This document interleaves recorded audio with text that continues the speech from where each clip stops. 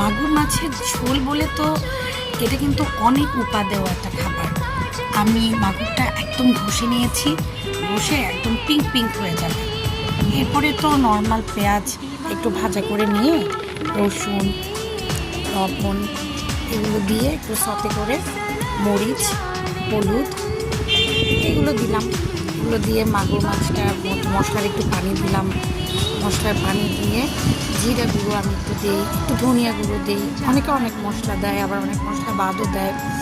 তারপরে ওই যে ধোয়া ঘষে নেওয়া মাগুর মাছগুলো দিয়ে দিলাম, ভেজে আবার উপরে উঠিয়ে রাখছি, কারণ আদারওয়াইজ মাছগুলো ভেঙে ভেঙে যাবে। যদিও মাগুর মাছ কিন্তু একটু জাল পেলে একটা শক্ত কনসিস্টেন্সিতে রূপ নেয়, তো একটু শক্ত হয়ে যায়। এরপর এই সিমের বিচিটা আমার তুলে রাখা ছিল গত বছরের শীতের তুলে নেওয়া, গত বছর ঠিক না, এই শীতের তোলা। এটাকে একটু ভাপিয়ে নিয়ে একটু হালকা সিদ্ধ করে সেটা আমি দিয়ে দিয়েছি।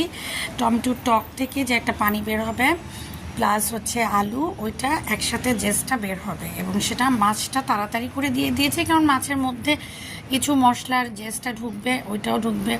এই তো মাগুর মাছের এই রান্নাটা কিন্তু খুবই মজা, খুবই টেস্টি, খুবই উপাদেয়। আপনারা ট্রাই করবেন, আমি জানি আপনারা এটা সবাই ট্রাই করেন। ও ধনেপাতাও দিয়ে দিয়েছিলাম। গরম ভাতের সাথে আর কিচ্ছু কিন্তু লাগে না। Thank you for watching.